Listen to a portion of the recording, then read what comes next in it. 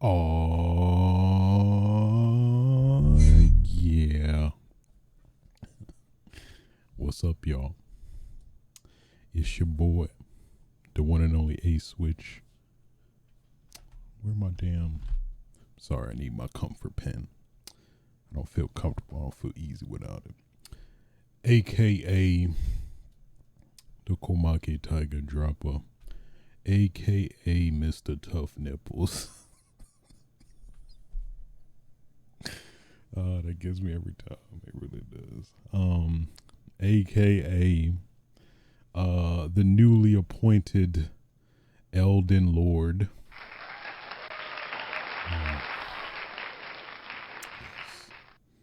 Yes. It feels so good. It feels so good.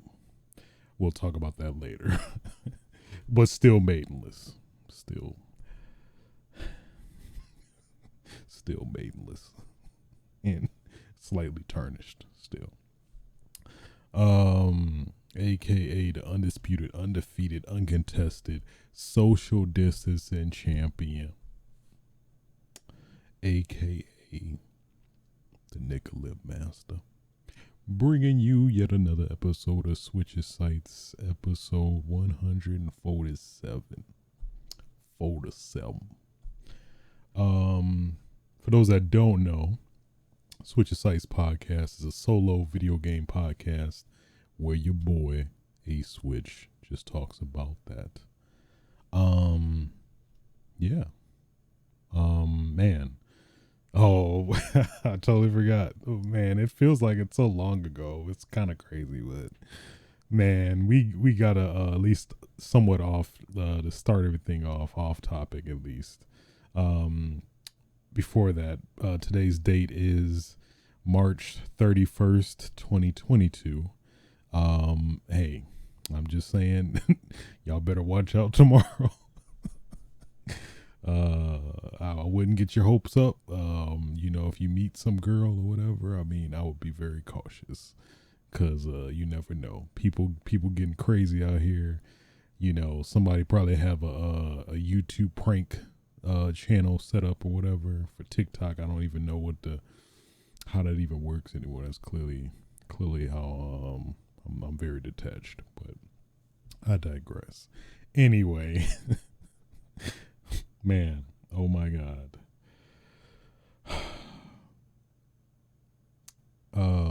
Wow. Give me a moment, man. I just wow. Give me one moment.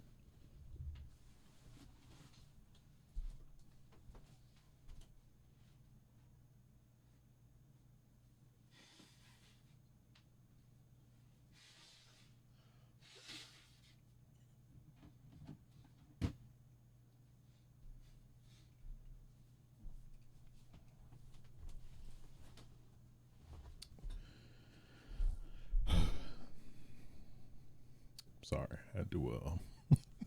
I didn't mean to make it dramatic. I just had to blow my nose.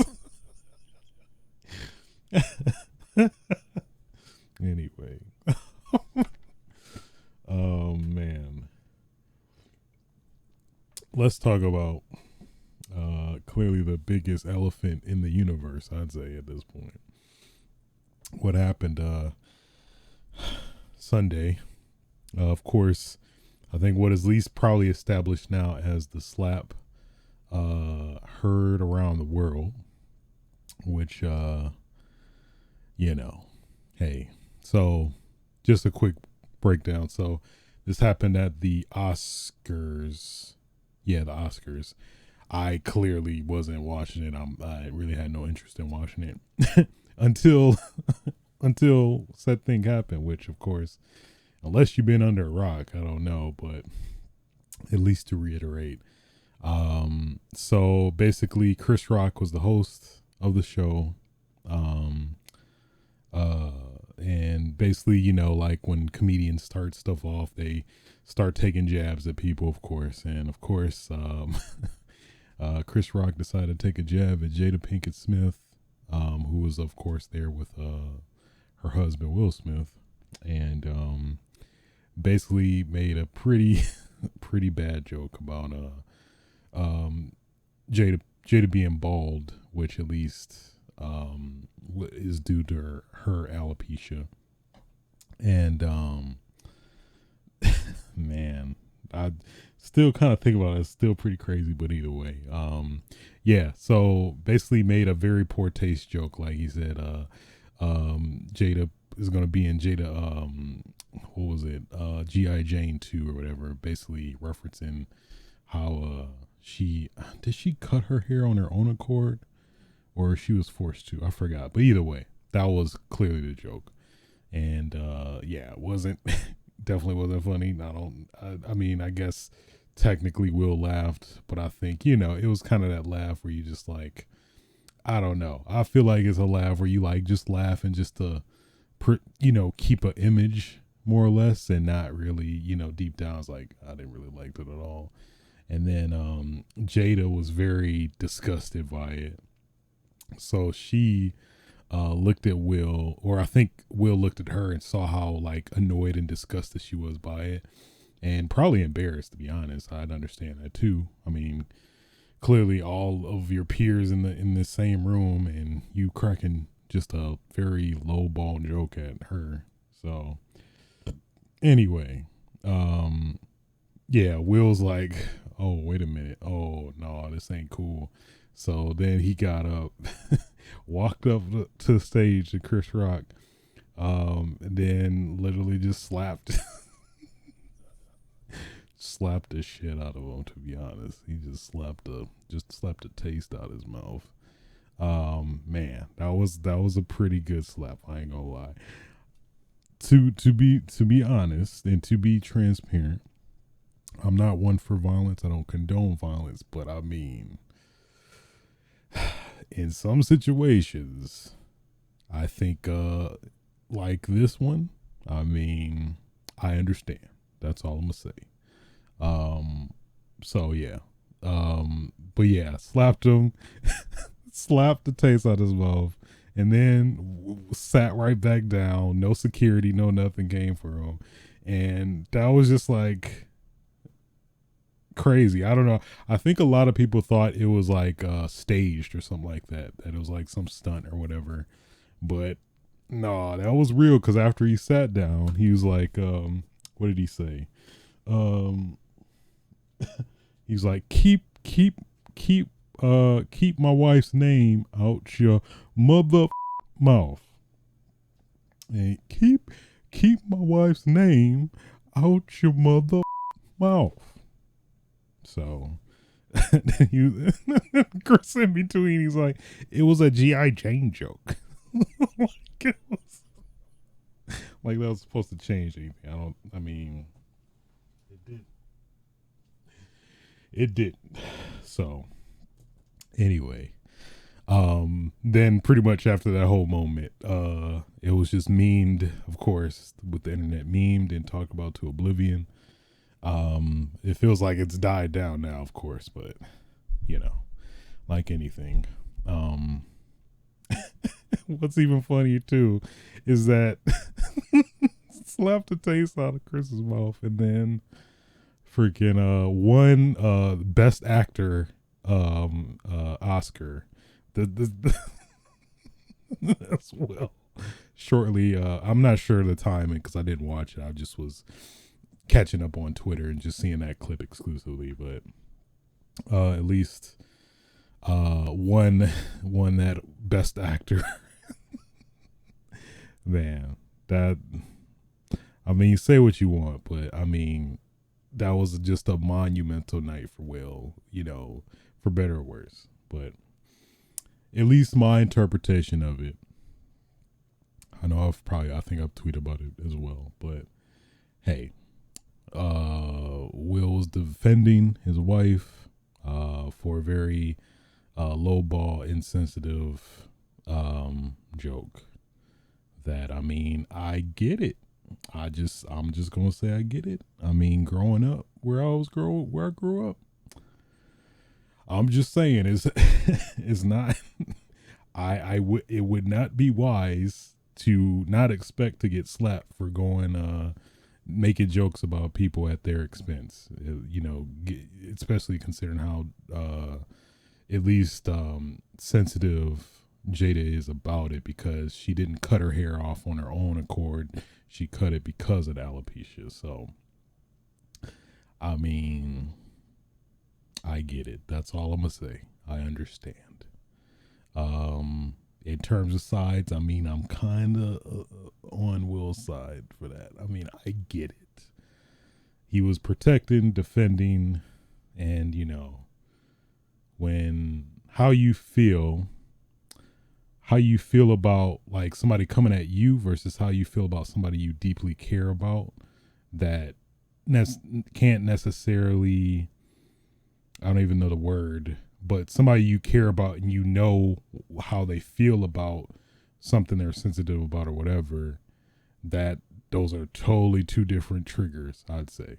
So I get it. Was it wrong? Yes, it was wrong. But I get it. I'm just saying, sometimes some dudes need to be put in check. That's all I'm gonna say. And I have to say it, but I mean, and I feel like this is turning into like not necessarily, but anyway, this is an act of violence, and you know, oh man, he's off the hinges or whatever. I mean, I could see the point if he was like beating the heck out of him. Just it was a literal beatdown, but I mean, it was like, to be honest, the most tasteful, I guess, consider what it was, tasteful, respectful. I mean, check, it was. So, yeah, I mean, that is crazy. Did not expect to see that, of all people, Will Smith. But I mean, I understand he's been under a lot of scrutiny, judgment. At some point, he's like, "Hey, I had enough," which I get. I don't say I didn't. I'm not saying it's okay. Not saying it was right, but I get it. I get it. Anyway, with that being said, man, the memes for that is pretty great. It was like a Oculus Rift, like when somebody's in your way, you beat the. Somebody made a Street Fighter 2 like intro reference. Internet gonna internet regardless. So anyway, with that being said, you know what? Let's stop the dilly dallying and son of a bitch. Son of a bitch. Son of a bitch. I forgot to record the audio. I just made a lot of more work for myself. It's okay. It's all right. I just died a little inside, but it's okay. Anyway, let's stop the dilly dallying and get right into it. Damn it. That just threw all my time codes. So I guess I can go by my live. Yeah. We'll go by that. So, first topic of discussion, E3 2022 has been officially canceled. This is, I believe, through Will Powers, who is, well, just an all-around PR lead. Yeah, he basically confirmed that E3, well, at least it was planning to do digital this year. It's officially canceled for 2022. So yeah, and then of course a lot of other people backed around him. Of course, Jeff Grubb, who's all in the know, in the vines, confirmed it as well. And man, that's it's not looking good. It's not looking good. So I mean, considering all of everything that, you know, I guess kind of a refresher, like, I think, was it 2020 or 2019? Maybe 2021, but They leaked like all of the journalists' information, address, and just straight up all details regarding people that signed up, and how mainly the press and journalists for E3, and just all their information out there and for everybody to witness. So that was just a horrible way to go on top of that. But then, of course, just the weirdness of E3, and of course COVID kind of put a whole stop to it before that. Like, at least before COVID, there was just the weirdness of E3 now having public be involved, and then like it was segmented days, and I think it just got weird. So yeah, and then of course a lot of people like backing out of having a booth at E3. Like, I think Sony backed out. I believe Microsoft. I think Microsoft did their own thing at I want to say their theater or whatever, Microsoft Theater. And who else? I think Nintendo was doing its direct thing for a good while too. So, but I think they did still have a presence at the E3 show floor still, but obviously not as I guess interesting, or I don't know, captivating as it was back in like the earlier days, heydays. But so yeah, crazy. But at the same time, it's like it was kind of a given, because I don't think was there. I guess they technically tried to do something 2021, but it wasn't really that much. And then it was the whole confusion of Summer Games Fest with Jeff Keighley's thing. Him poaching some exclusive stuff over E3, and it was just like a hot mess in general. So now it's officially canceled. It is not looking good, but they claim that it's gonna be back in full form, physical location, in 2023. But I don't know, man. It does not look like that. At least from what I've been hearing, what I've been seeing, it doesn't look good, especially to have a full year being absent on. Yeah, it doesn't. It I would be surprised if they actually do have a venue and get it going physically for 2023. But then now there's the issue on top of that, with Jeff Keighley's Summer's Games Fest, where respectfully and understandably so, shortly after they announced that E3 was canceled, Jeff Keighley announced, hey guys, hi, we're still here though. Summer Games Fest is actually still going on, and our dates are finalized. I think they said it was like June 2022. I think around the 6th or something like that. And then Jeff was winking in terms of some of the clearly implied that, like, hey, I poached, I got everybody. You don't need to worry about it, ESA. You're finished. Get out of here. So I don't know. I mean, it's good we still have a summer celebration of games and announcements still. So I mean, that's good. It's just obviously me growing up with games and stuff and announcements, that's always been a fun, exciting, I'd say even pretty much close, literally Christmas for a lot of us in terms of avid gamers, video game enthusiasts, whatnot, that it's a, how do I say it? Yeah, it's literally a celebration of games upcoming, celebration in terms of just new games that we want to hear about, see, returning games, of course, and things like that. So it is good to still have it as a celebration in that respect. It's just weird that it's not gonna be E3 anymore. So that's I mean, I'll probably at least for the what next couple years end up calling it E3 just based on a habit. But yeah.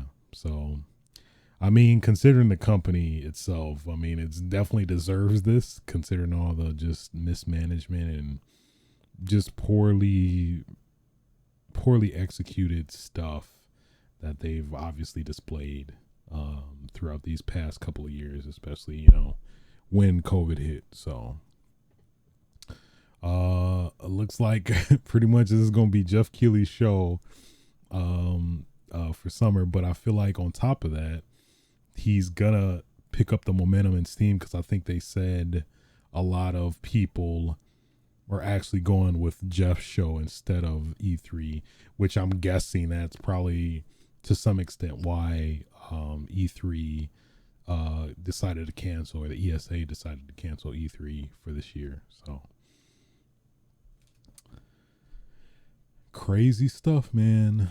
Crazy stuff. So it's gonna be weird now. Like, I'm very curious what next year is gonna look like if the ESA is even gonna try at this point to do something for E3, considering that like clearly Summer Games Fest is the newly reinvigorated, established, E3 basically. So pretty crazy. I mean, the writing was kind of on the raw wall, but it's still interesting to see the confirmation now. But hey guys, we're just not doing it. We're just not doing it this year. I don't even think I don't think they even officially. Well, I guess they wouldn't necessarily officially announce it, but through the grapevines and journalists and stuff. So I understand people's sentiments of having mixed feelings, and obviously a lot of the people in the industry that have been going to E3 for who knows how long, having that just memories and nostalgia and when all iconic games came out and the publicity and marketing and stuff like that. So and then of course the spectacle of the traditional conferences where people are on stage announcing stuff. Now it's somewhat kind of has some of those qualities, but now it's not as I don't know consistent, I'll say, because obviously with Nintendo backing out and going video form, and I think PlayStation still maintained it, but they've been doing their own thing and things like that. So it is weird. I mean, I never unfortunately got the chance to attend a E3. Well, obviously because I'm not the gaming quote unquote gaming media, but I mean, as somebody who's always watched the shows, is it's always, to me, E3 was always like the Super Bowl for gamers. I'd say for me, it was always a spectacle, always an event. Always had to make sure I had some time allotted to fully celebrate, enjoy, get all the details, all the very minuscule details that literally general like casual gamer I guess wouldn't necessarily care about. But that was fun. That was fun. I guess it feels weird now that it's just because it's like somebody else, but it's essentially still gonna be the same thing, more or less. Just different, I guess, because like we'll still be celebrating games in the summer, but just not as E3 or what I've grown up to always be used to. But technically, it more or less is gonna still be the same. So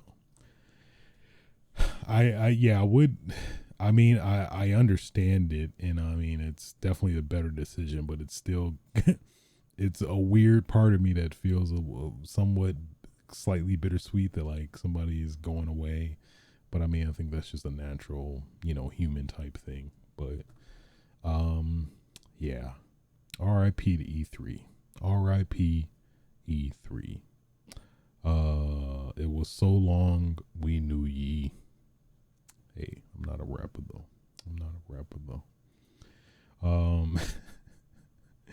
Moving on. Next topic.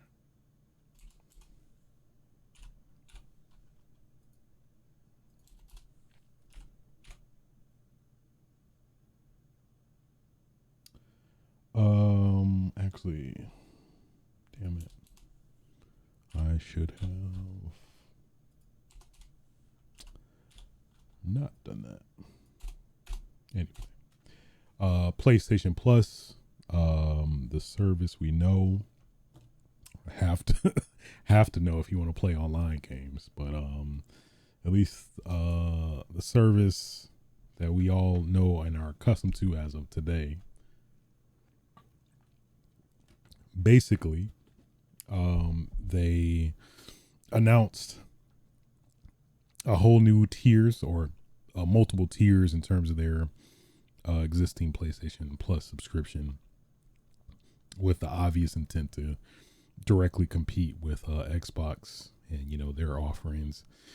So at least how it is restructured now, it's pretty interesting. I mean, not at least off the bat, nothing I'm interested in yet, but at least starting off, there's PlayStation Plus Essential, which is the basic tier. Same benefits as PlayStation Plus members are getting today. Literally no changes. So 2 monthly free downloadable games as long as you are a PlayStation Plus member. Exclusive discounts, cloud storage for save games, online multiplayer access. So that's pretty much the service we've been having up until this announcement. Same pricing, $9.99 monthly, $24.99 quarterly, $59.99 yearly. And PlayStation Plus Extra, which is the next tier above, provides all the benefits of the essential tier, adds a catalog of up to 400 of the most playable, most enjoyable. That's kind of subjective, but all right. I mean, marketing. I don't know why I'm scrutinizing that, but of the most enjoyable PS4, PS5 games, include blockbuster hits from our PlayStation Studios catalog and third-party partners. Games in the extra tier are downloadable for play. So this is $14.99 monthly, $39.99 quarterly, $99.99 yearly. So that looks interesting. Then the next tier above that is PlayStation Plus Premium. Let me do it if my FX does work. PlayStation Plus Premium. I don't know why I got Grizzly there. Anyway, PlayStation Plus Premium provides all the benefits from essential and extra tiers, adds up to 340 additional games, including PS3 games available via cloud streaming, a catalog of beloved classic games available in both streaming and download options from the original PlayStation, PS2, and PSP generations. Offers cloud streaming access for original PlayStation, PS2, PSP, and PS4 games offered in the extra and premium tier markets. Time limited game trials will also be offered in this tier, so customers can try select games before they buy. And this tier is $17.99 monthly, $49.99 quarterly, and $119.99 dollars yearly. So that is the offering. At least personally,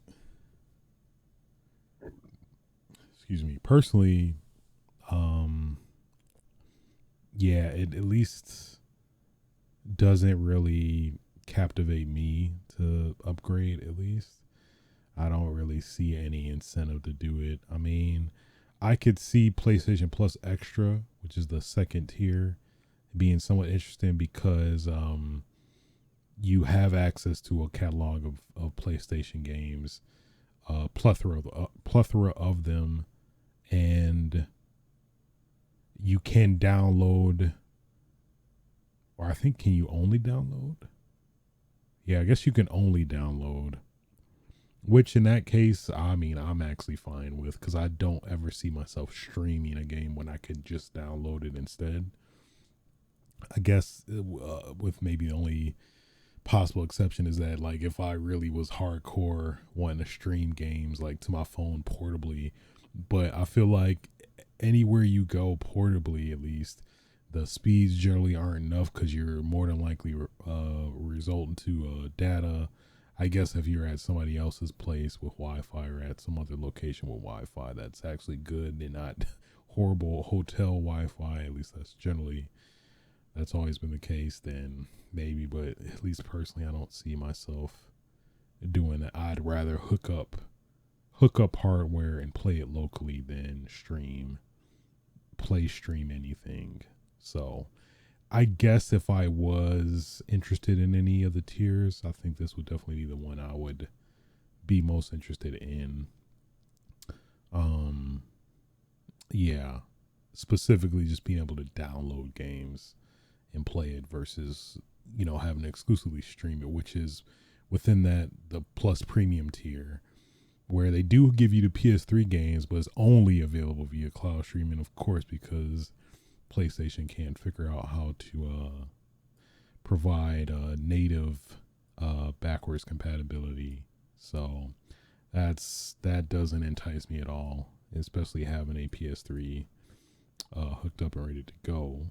Um, I'm very curious about the original PlayStation, PS2, and PSP generations, where it seems to be implied that that's going to be offered locally to download and play, or as well as stream.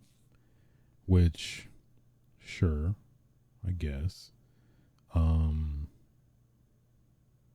yeah, and then of course with PlayStation Now, which is of course the game streaming service for all the PlayStation games. Yeah, and yeah, it's just I'm not a fan of game streaming. Anything that is gonna give me lag, I'm not a fan of it, because I know I tried it way back when I think it start. To be fair, when it initially premiered, and I think there was a free trial, and I just tried to mess with it.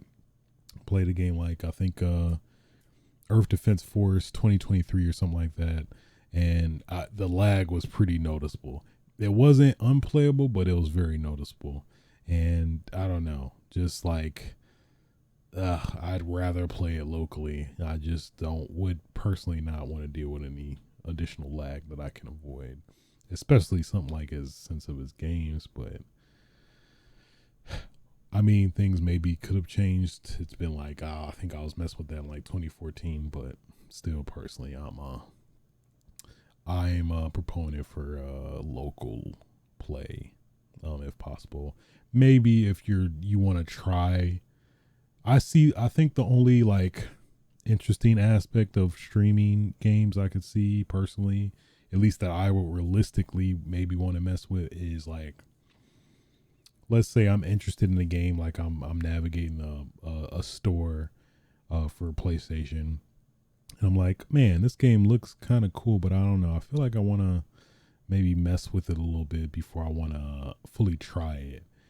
And then, like, just hey, you could try this game for, like, let's say, it's probably not really fair, but let's say 15 minutes, I guess. Like 15 minutes, you can just literally just stream the game directly to your console, because of the obvious download times and stuff like that, and get a feel for it. You'll at least have the lag in mind that, like, if you have it locally. But then it's like, then you just be better off just downloading it, at least some like trial version, and do it that way, which I guess is maybe what they're getting at with that, the last aspect of this premium tier, which is like time limited game trials, which is but they're select games. It would be more appealing if there are literally almost all games possible, which I know that's probably a tremendous feat, but I think still that would at least make it somewhat competitive with Game Pass, I'd say. Because of Game Pass, you can literally try anything in the catalog and not have this limited time trials, and then There aren't any games that like will be available that are traditionally exclusive to the platform that won't be like day one release, like Game Pass has a reasonable amount of games that do that. So yeah, especially considering Game Pass and how good good of a deal it is currently. I just don't see myself, from at least the information that we're presented, yeah, bumping up any of these tiers really.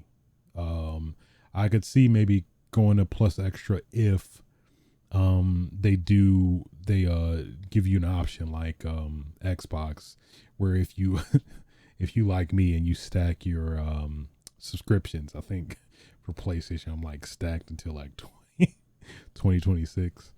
And like if they give you an option where you won't get as many years, but you can transfer your existing tenure of stacked subscriptions to a plus extra version where it maybe like knock off a year or something like that, but you'll have the upper tier for the remainder of the stacked amount of years or something you had, something like that. So that might be the only, I guess, way I could see myself biting, and that's if anything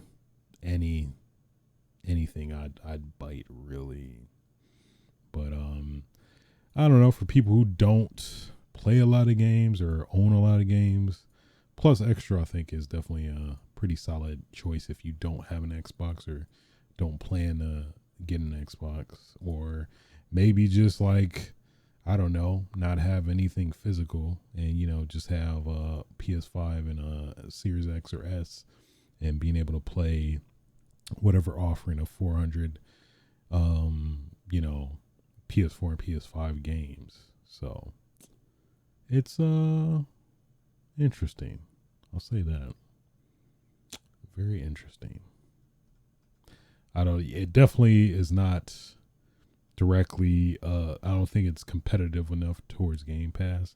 I think they really need to add day one PlayStation exclusive games to it, to at least directly compete. But they're probably just gonna get a feel for if people bite to these tiers, and then if they if they aren't, which I mean, I don't know, it depends on your lifestyle and your I don't know,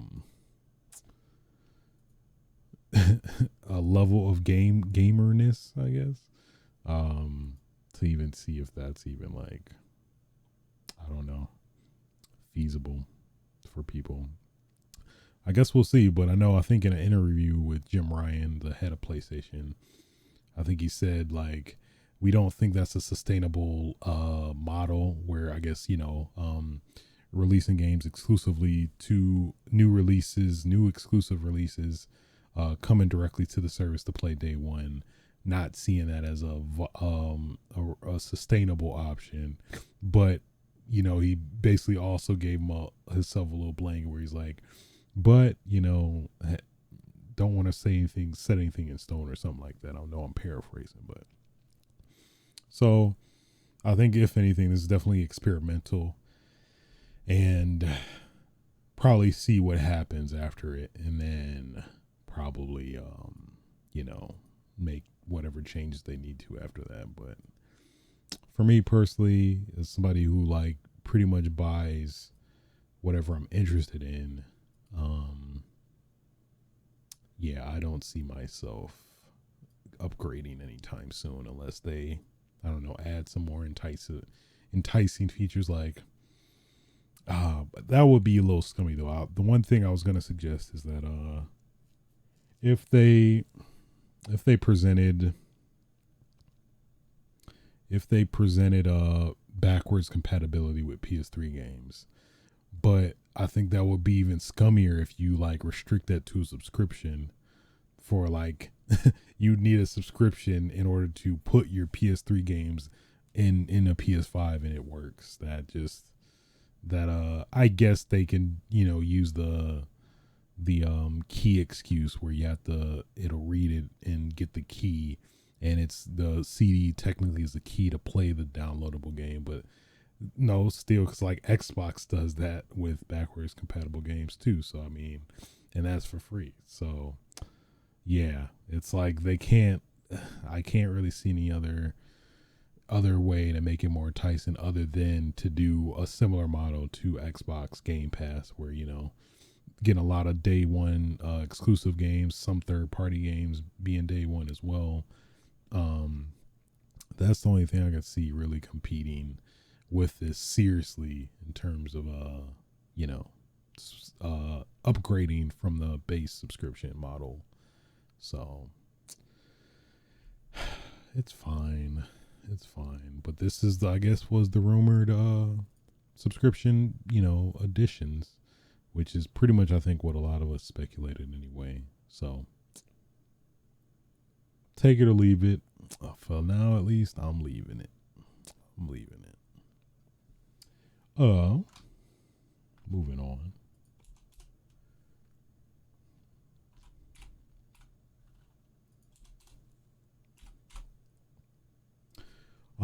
GTA Plus subscription was announced last Friday.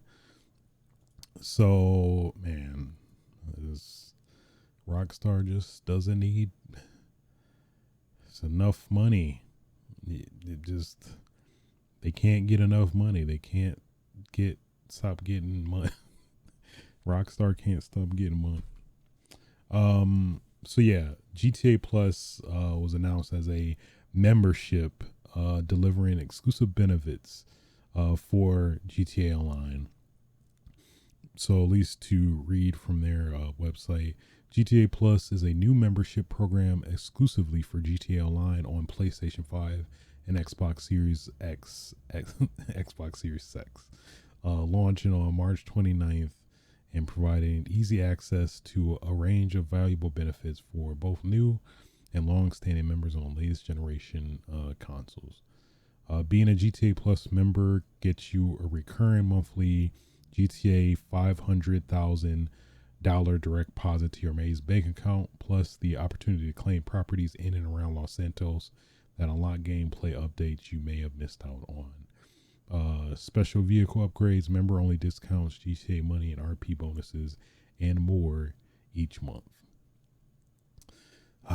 You know what? As somebody who, has played GTA Online a fair amount, I hop in every now and then, like normally when there's like some substantial update. Um, this is kind of enticing a little bit. I'm not even gonna lie. I'm kind of against it just because of Rockstar just wanting more money that they don't need. But I kind of get it. $500,000 delivered automatically. The Principe de Vista 8. This is, I guess, a car upgrade. You get an auto shop that's located in La Masa for free, quote unquote free. Waived LS Car Meet membership fees.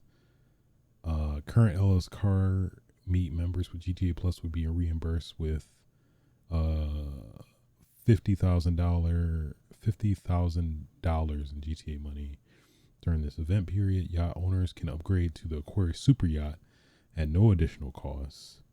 The Gusset Frog Tee and Broker Prolapse basketball top and shorts. Oh, can't forget the shorts. Automatically added to your wardrobe. Conveyor livery for the Mammoth Avenger, HVI APC, and TMO2 Conjali. Don't even know what that is. It's some vehicles. Selection of free paints and albums for the auto shop. 3-time GTA money and RP on How's Special Works Race Series. 2-time car meet rep on the Street Race Series. That really isn't Yeah, I thought that was more. It seemed more enticing, but now only enticing thing is really $500,000 delivered to your account. But I think even if you just wanted money, you could just buy the shark cards, which give you a decent amount of money. I don't even do they. I don't think they even tell you the pricing. I thought it was like $5 a month or something like that. But yeah, every month, a new set of exclusive rewards, members acclaim. Hmm. Um, GTA Plus benefits provided in addition to our regular GTA Online events, which will continue for no players. So $5.99 a month. Started on March 29th via PlayStation Store on the PS5 or Microsoft Store. You can cancel anytime.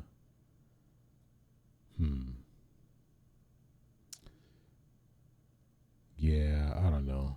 That doesn't really appeal to me. But I think if you were a hardcore GTA Online player, and I think you're really into the car scene specifically, which I think at least one of these points really seem to angle at more towards like the hardcore GTA Online like car tuners and stuff like that like they want to soup their car up and display it and do all the gearhead stuff like Midnight Club or whatever. I think it does feel like Midnight Club is within this game as well to an extent. So yeah, doesn't definitely doesn't appeal to me personally as somebody who only hops in every now and then. So as if Rockstar doesn't need any more money. They don't need it. Just stop it. Just stop it. I'm curious why they don't offer it for PC. I'm guessing maybe they're probably prevent any exploitation because PC GTA scene seems to be like just a dumpster fire when it comes to just hackers and stuff like that. And I guess that probably makes sense too because considering all the hackers and stuff like, hey, I'll give you $50 million for $2 or something like that. Hackers trying to make money. They probably anticipate they wouldn't be able to make as much money because of that. I would guess. At least that's a hunch. So, interesting stuff. Moving on.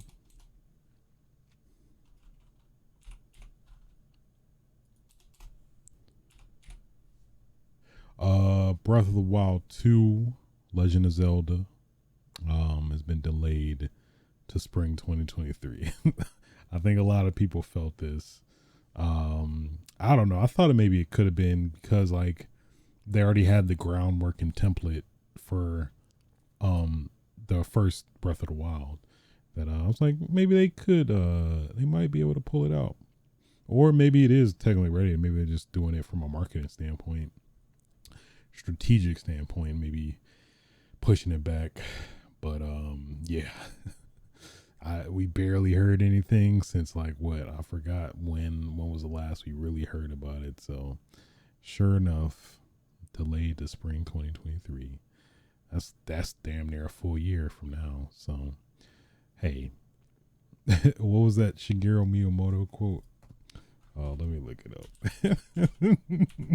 I think it's like a meme quote. I don't think he necessarily said it, or it was kind of altered.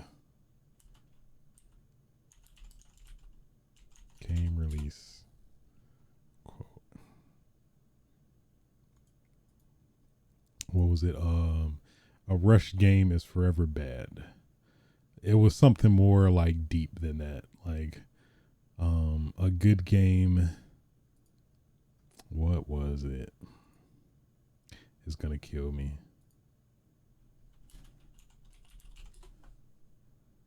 Yeah.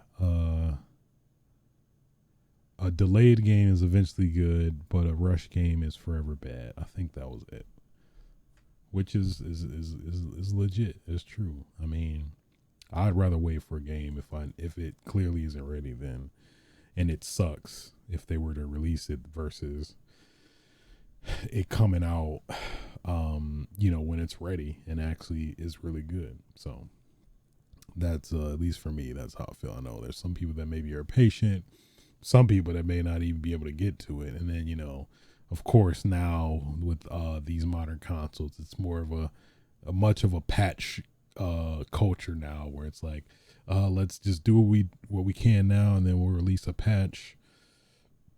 Release a patch when it's after it's released, to address those issues, since it's not as, I don't know, opt to happen or whatever. So take your time. Take your time. I say this as somebody who hasn't really played Zelda like that. So, but I mean, I know it's a great game that I'm at one of these days I'm gonna play. I don't know when that is. It'll be one of these days though. And you know what? On that note, that concludes all the news for this week. We'll talk about what I've been playing.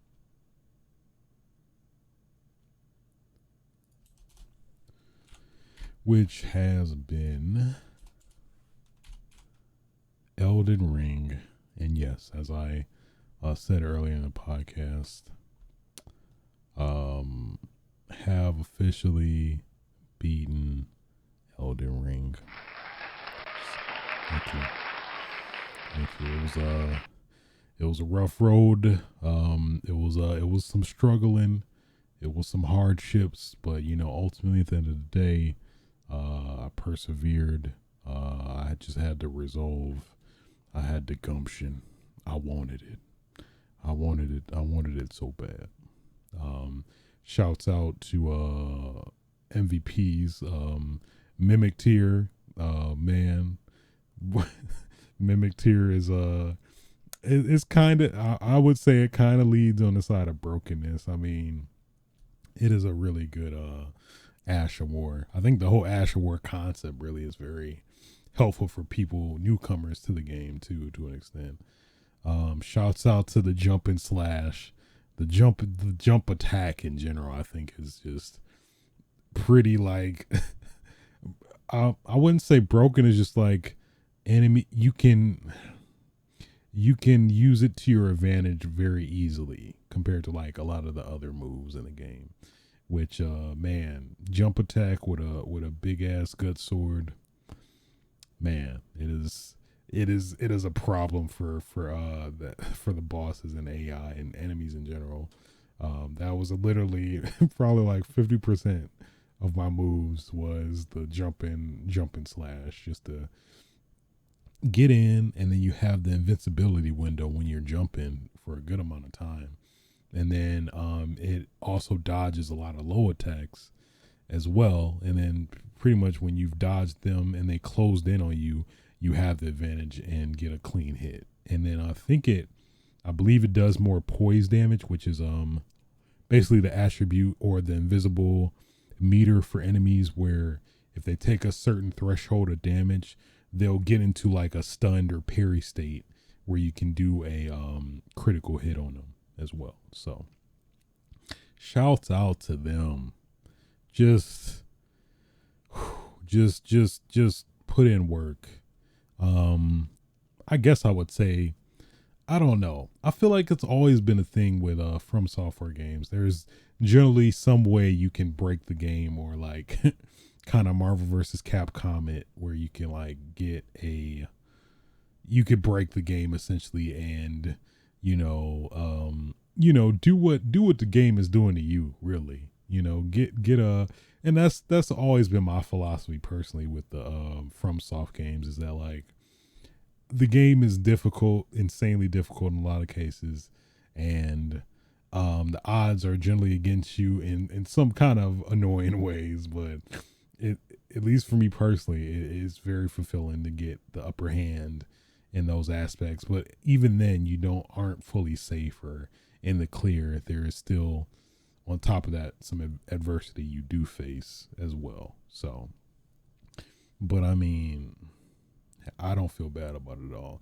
So apparently, I don't know. I feel like everything technically is broken if you work hard enough at it. I think that's probably the best mentality to think about from software games as, where if you're diligent, and especially in exploring, I think exploring pretty much literally everywhere where I think I did. I feel like I left no place, location unexplored, no items unattended or ungrabbed. Maybe a few that like I was just like, how am I gonna get here? And I'm just annoyed. I'm like, I don't think that's the thing too. If it was an item that like was in the distance, I'm like, well, how do I even get there?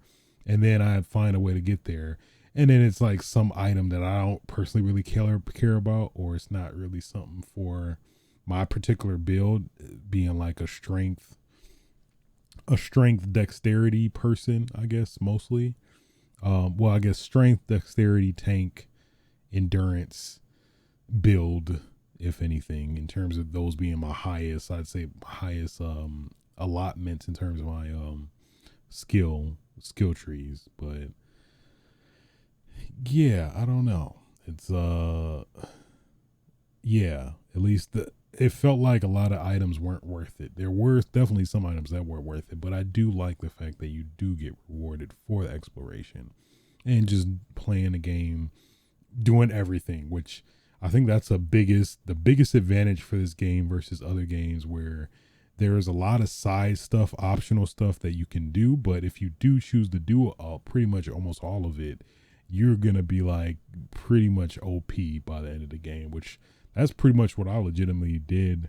Didn't grind, didn't really grind like intentionally, at least. There was like a couple of tricky, interesting exploits, like the one dragon. I wouldn't say exploits. I'd say, what's the word? Not in. I'd say intentional exploits. That's probably the best way to describe it. Intentional exploits, but that's always been a from software thing where there's some, if you are patient enough and diligent enough, you'll get rewarded for it, which I think that seems intentional, to some extent. But yeah. The game crashed on me on like, I found it wasn't the final boss, but it was second to final boss. Game crashed on me mid fight, and game literally did not crash on me like for like literally all 140 hours of me playing this game. Game did not crash on me. I think it didn't even technically crash. It was one issue where I was at the loading screen and the game wouldn't load, so I had to ultimately force restart it. But technically, I didn't crash until that boss fight, which was kind of crazy in retrospect. Now I'm thinking about it, I'm like, damn, that's all right. FromSoft, these games you making, all right, you you pushing a little too far. You crashing the game. And then I hate it too. Is PlayStation is guilty for this and notorious for this as well, making me feel ashamed for your irresponsibility in the game crashing, or and saying, hey, don't improperly turn off the game if you don't want to lose any save data. I'm like, mother you crashed your own game. Nothing on my end, but I digress. Let me not get pissed at that. Yeah. So I got the Frenzy Flame ending, which it does take some work to do that one. So I was like, you know what? Let me do that one. I also wanted to. I don't think I want to spoil anything, so I'll just say that I did get the Frenzy Flame ending personally, which was it was pretty interesting. I'll leave it at that. I don't want to spoil anything, but yeah, overall game of the year so far. Who knows? It could be some sleeper surprise hits coming out. I mean, if God of War comes out, God of War Ragnarok comes out, I don't know. Man, so far, definitely game of the year by far. I have a hard time seeing a game kind of beat that. I guess maybe it might get beat due to recency bias, like, you know, since this game came out towards the beginning of the year versus towards the end, may have a disadvantage in that respect. But I don't know. This game still resonated with me in a lot of ways that I don't see other games beating. Yeah, I don't see any other games beating it, but who knows? Never say never, you know? Um Man, that was a great experience. It really was. I don't know. It is I did also mess with New Game Plus where, you know, if, like traditional software games, you can basically play the game with all your acquired stats. I think rings. It's fair stuff they let you keep to the next playthrough, but stuff you don't keep, it's pretty reasonable why you don't keep it. Like um sites of grace, keys, like specific keys, stone sword keys you do keep and stuff like that. So then I was like, yeah, I played with sword. I'm kind of want to play with something more interesting. I guess more challenging in a way. So I started messing with these the gauntlets, or technically like fists in the game, and that's been pretty fun. Just being an OP like level 166 character, just beating up people is great. I feel like if I were to play this again anytime soon, I definitely would want to try to do like a melee only playthrough if that's even feasible. I think for some bosses it technically is impossible, but you know, for the majority of it, that sounds pretty damn fun. I might I don't know, 100 I'd say 144 hours or 140 hours.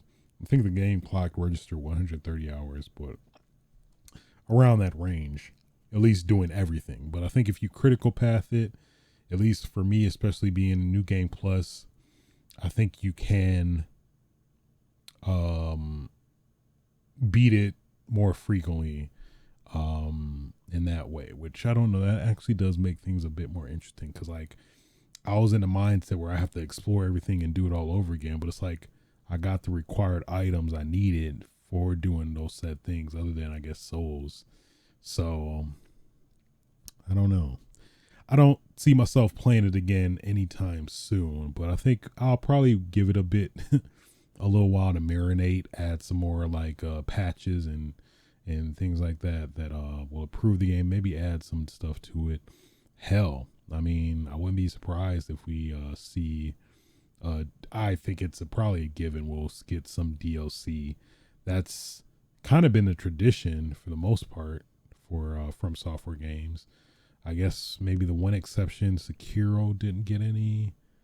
I think pretty much all the Dark Soul games, technically Demon Souls didn't get one for understandable reasons. Bloodborne got one, so I think it's a given. I think the game totally sets itself up for it to do it, considering how they always implement it anyway. I could see it. I could see it. Part of me is kind of regretting upgrading though. I kind of wish I upgraded everything I wanted to bring into the next playthrough, because then you have to get all these what they call ball bearings to try and get stuff to buy specifically to upgrade your weapons. That makes it a lot easier and less trivial to do. So I don't know. I'm kind of tempted. I kind of wanna find some way to get my save back, but I think I might have screwed myself. um. So yeah, all in all, solid game. I know it isn't for everybody, but god damn it sure is for me. uh so fulfilling. So fulfilling. I do recommend. Well, I always go back and forth if I would recommend this to somebody's first From Software game, which I think so. Actually, reflecting on it, I think I would. I think it. This game is very accessible in a lot of ways in terms of you aren't as confined compared to like the traditional From Software games, where it's like now,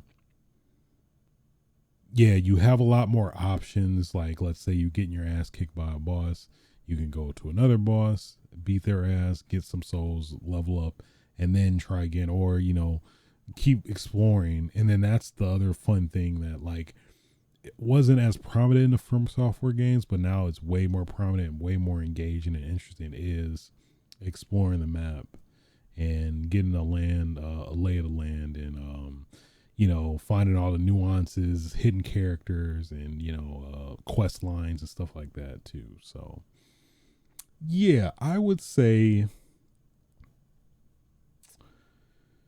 yeah, because I think regardless of the game you start with, you're just gonna always have that initial very rough patch with a From Software game if you've never played a From Software game before. It definitely helps a ton if you are kind of used to the From Software, I don't know, cadence or formula of games, and how the game acts and things to look out for, which definitely helped me a ton. At least knowing that coming into this game, but I would say technically, I'd agree. I think this is the most accessible. Yeah, I think this is the most accessible From Software game to start off with, and it has a lot more options for people, and it does do a lot of accessibility type things where it gives you statues. You get actually a tutorial, which you kind of got in the previous games, but not as in depth as in this one too. So yeah, after beating it now, I'd say I'd say it is definitely a good point to jump in personally. I think it is. It was a great game. It's a great game. It was a great game. All right, enough gushing. Enough gushing about Elden Ring. Got out my system, played it like crazy. I've completed it. I feel complete. Now I am free. I feel free. So what I've been playing next has been, damn it, it messed up my time. Son of a. We'll try going with this. Hopefully it works.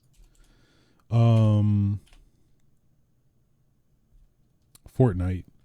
So they did announce earlier this week that Fortnite does have they made it official that the no build mode for Fortnite is now going to be a permanent mode within Fortnite for like people to play instead of the traditional standard mode that includes building, which I despise. But yeah, so that is great news. Somebody who's like, yeah, I mean it's cool and all, but I just am not a fan of the building.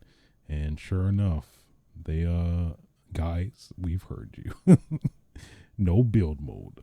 I guess it. Well, I mean, it started out as an event the previous week, but now they did make it official. So it's at least good that they definitely did it right after the event ended, because I know, I know they knew that probably like all the people would immediately drop off from after that event ended, because like I definitely was in that mindset. I'm like, yeah, I'm good. I'm see you later. Let me know when it comes back, and I might hop back on. So, at least good that it is permanent now. Man, that's crazy. I'm changing my mindset now with Fortnite. I never thought I would. I am kind of glad I did buy the one skin I bought. I couldn't help it. Was the freaking John Wick skin that I'm using pretty much permanently now because of now this mode. Now I actually do want to play Fortnite, where it wasn't just like, man, it's so cool, and maybe one day it will have a no build mode, and thankfully it did. So now I feel justified in some weird way, I guess. But at least been playing it with a friend doing duos. It's pretty fun, pretty damn fun. Getting some chicken dinners, which hey, love me some damn chicken dinners. Yum. It's probably the most chicken dinners. I don't know. I can't say that. I think I got a pretty decent amount in Warzone, COD Warzone. So, but it's definitely the game I feel like I could stick with the most in terms of a battle royale game. Warzone is fun and all, but I think I was only really doing Warzone for the challenges for each season. And basically, since I was like deep in grinding Modern Warfare when that was in its prime, back in 2019 ish. Yeah, so I mean, I do see myself sticking with. I do like third person a lot more in a lot of games, where that I think is also working in this game's favor for me as well. And of course, I mean, I could play as John Wick. It is fun seeing all the other people, you know, having their specific characters they earned or bought or whatever too. So yeah, I see myself, you know, playing every now and then in between, probably like at least whatever single player game I'm playing. So, hey, Fortnite is Fortnite is back. I mean, I guess for a lot of people it never left, but for me, Fortnite is back, man. Now, hey, if y'all better not put that Kiryu skin in there, cause boy, man, if you put that damn Kiryu skin in there, I don't know what I would do. I mean, it's obvious what I would do, but I digress. So yeah, that's pretty much all I've been playing, really. Get into what I've been watching. Of course, The Walking Dead. The Walking Dead. Dead people that are walking. That has been interesting. This last episode continued from the cliff, not really a cliffhanger, but the part two of this. I can't even say that, but of the plot subplot within the story of being in this area and you know, them trying to find a way out and overcome the Commonwealth army or soldiers, that at least a small set of soldiers in the area, which they eventually did, of course. Spoilers for this if you care.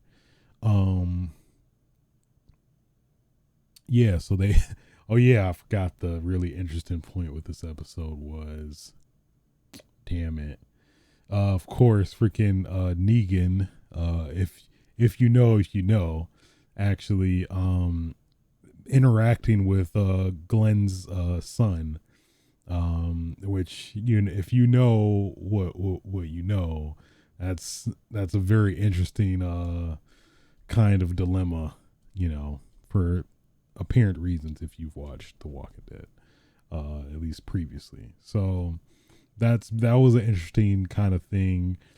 Game came to a point where like he Herschel, who is the son of Glenn and Maggie, wasn't was aware that Negan was bad, but he didn't know exactly why. And then he actually found out that, you know, I guess spoilers for season 6 of The Walking Dead, that you know, Negan killed Glenn in the most I think the most TV ratings detrimental way TV ratings detrimental way possible. At least that's, at least to my knowledge, I feel like that's the biggest point where yeah, I think that was the biggest point where at least a substantial amount of people dropped off.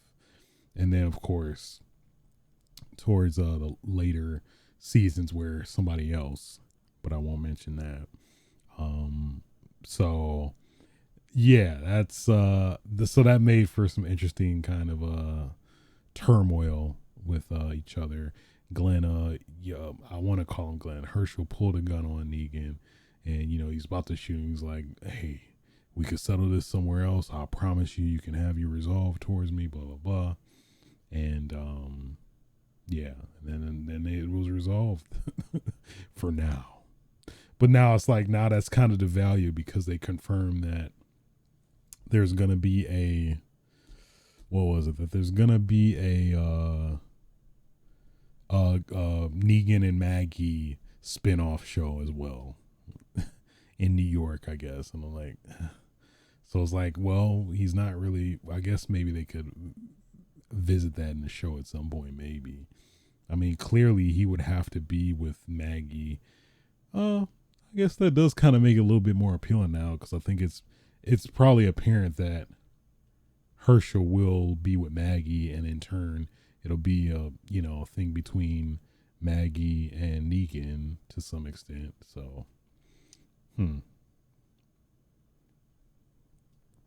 Anyway, yeah. So that was probably the biggest interesting point of this show, this episode. And then towards the end, we found out who actually stole the guns, which caused this pretty much caused most of this these previous two episodes events anyway. But of course it was freaking Daryl's damn former love interest, former Reaper. I forgot her name. But you know that her the damn it was her name. Glenn's Glenn's interest that everybody is jealous that isn't Carol. that's that's who she shall be named. So I was like, oh shit. I thought a part of me thought it was Negan. I thought it was Negan. I thought it was either Negan or somebody there, or Negan's love interest at least. Um, yeah, I don't know who else it could have been. I guess it could have been really anybody, but I thought it was Negan actually. But it was good to know. Hey, I mean, he actually did turn a new leaf, even though he's the villain we all love to hate. But now we're growing to love. That's so confusing. But I mean, he's cool. He's Negan, you know. But I digress. So, and sticking in line with zombie related content. Also finished All of Us Are Dead. For those that don't know, it's been a while. I guess I'm not talking about it or watched it, but it was basically a Korean zombie. I guess you could say a Korean Walking Dead with a high school spin to it. That's kinda it. I guess that might be maybe not necessarily be doing it a lot of justice, but I guess think a Korean Walking Dead in the high school for the most part is pretty much what it was. So finished it. I'm not gonna spoil anything, but pretty good, pretty good. At least towards the end, it felt a little bit slow at first, but then it started picking up steam with each subsequent episode. Yeah, towards the end, it was like, damn, I shed some tears. Not even gonna lie, it was pretty sad. It was pretty unfortunate, but yeah. So it was interesting. I'm they definitely set it up for another season potentially. I'm curious if they'll actually follow through with that, because that just leads to a lot more questions. But yeah, it was a very thought provoking ending, at least for this season. If there will be a next season, I think it was received pretty well, I believe. So I definitely see them continuing with another season. So All of Us Are Dead. Love me some zombie related stuff. I'm a sucker. I'm a sucker for zombies. Don't want to get bit by one, but damn it, I'll watch. Don't want to get bit by one. Don't want to get bit by one, but damn it, I'm gonna watch one though. I'll watch one. Move around, shuffle, have an argument any day. You know. That being said, that will conclude episode 147 of Switch's Sights. If you did like and enjoy this podcast, feel free to like, rate, subscribe on your favorite podcasting platforms. You can also catch me record this live on Twitch TV/aswitch on Thursday evenings. You can also catch archives of the podcast on YouTube as well on youtube.com/aswitch. Yeah, until then, or until next time, you can also follow me on Twitter at aswitch, where I just talk about games, really.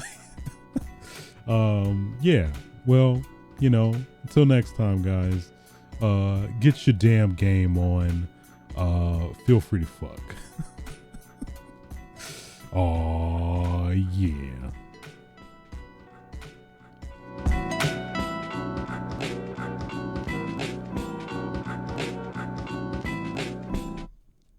Nobody's safe.